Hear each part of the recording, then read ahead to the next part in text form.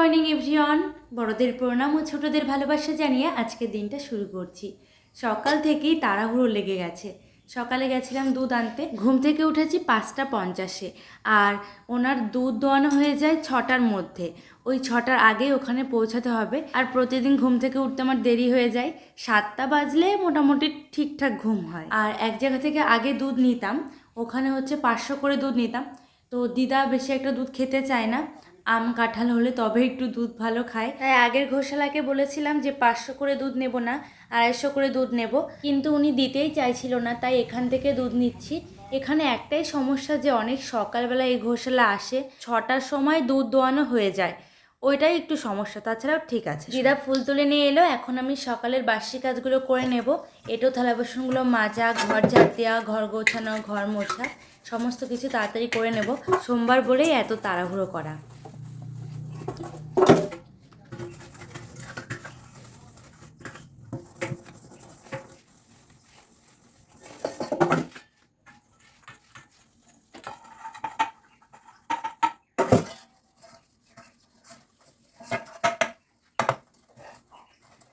সমস্ত বাসনগুলো মাজা হয়ে গেছে, আর বাসন মাজার আগেই বাসি ঘর ঝাড় দিয়ে নিয়েছি। এখন দিদার জন্য একটু দুধ গরম করব, ওই জন্য দিদাকে বলেছি যে দিদা তুমি একটু দুধটা ছেঁকে দাও, তারপর গরম করে দেবো আমি। দিদা দুধ দিয়ে মুড়ি দিয়ে খেয়ে নেবে, আর আমি পুজো দেওয়ার পর তারপরে খাবো।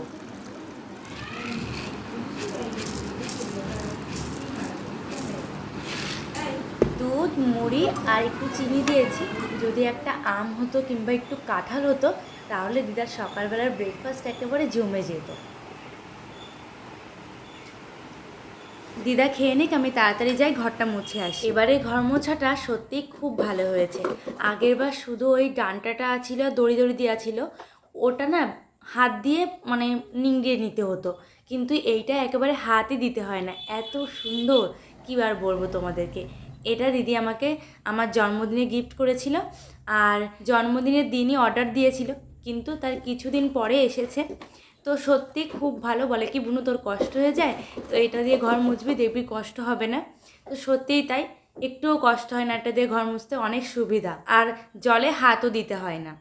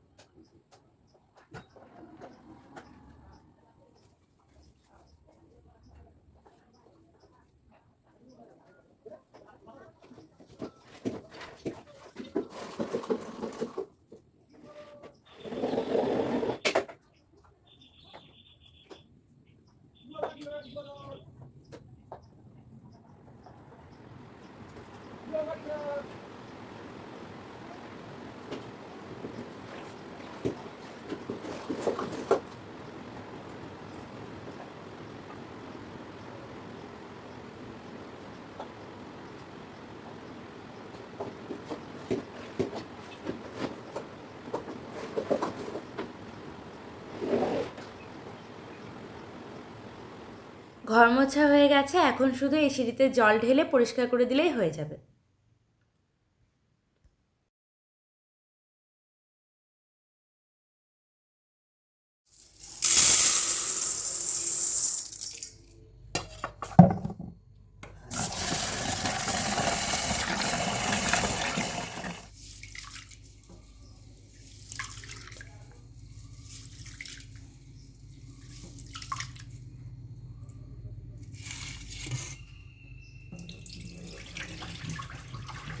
স্নান করার আগে সিদ্ধ ভাত বসিয়ে দিচ্ছি, আলু সিদ্ধ আর হচ্ছে পেঁপে সিদ্ধ। স্নান করা হয়ে গেল, আর দেখো মাথার চুল একেবারে পাতলা হয়ে গেছে, ওষুধের সব রিয়াকশান, ওই জন্য এই চুলের অবস্থা এই। গেছিলাম স্টেশনে, ওখান থেকে মিষ্টি নিয়ে এলাম, আর আজ একটু দুধ কলাও দেবো। সব কিছু এখানে গুছিয়ে নিয়েছি, খোলা স্নান করার আগেই বানিয়েছি।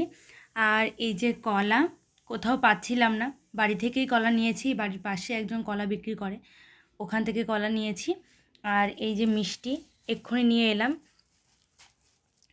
আর এই যে ফুল, থালা বাসনও দিদা মেজে দিয়েছে, আর এর মধ্যে দুধ, এই যে ঘি সারা গায়ে ভালো করে মাখিয়ে দেব।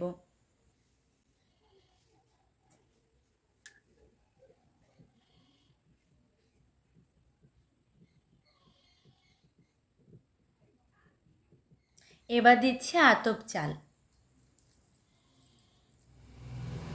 চিনি, দুধ,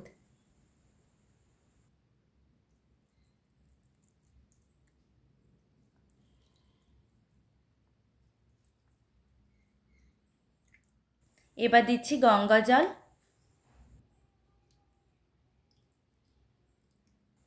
এবার বেলপাতা, এবার ফুল দিয়ে ভালো করে সাজিয়ে দেব।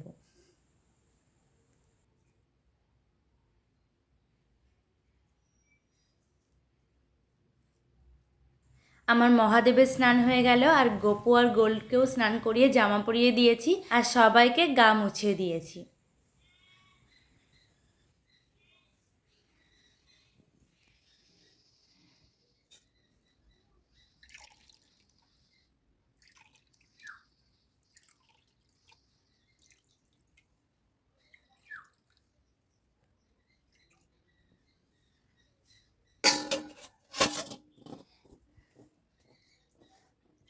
পুজোর বাটায় ফল মিষ্টি দেওয়া হয়ে গেছে, আর দুধকলা দেবো বলে এখান থেকেই গুছিয়ে নিয়েছি।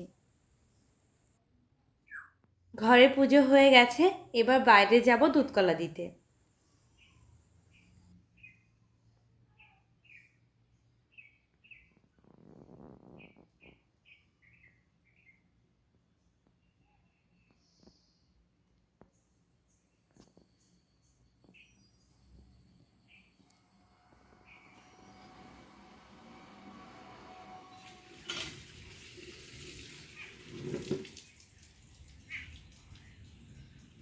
পুজো দেওয়ার পর প্রচণ্ড খিদে লেগে গেছে, ওই জন্য এই যে ভাত বেড়েও নিয়েছি, আলু সিদ্ধ আর পেঁপে সিদ্ধ আর দুধ দিয়ে খাবো।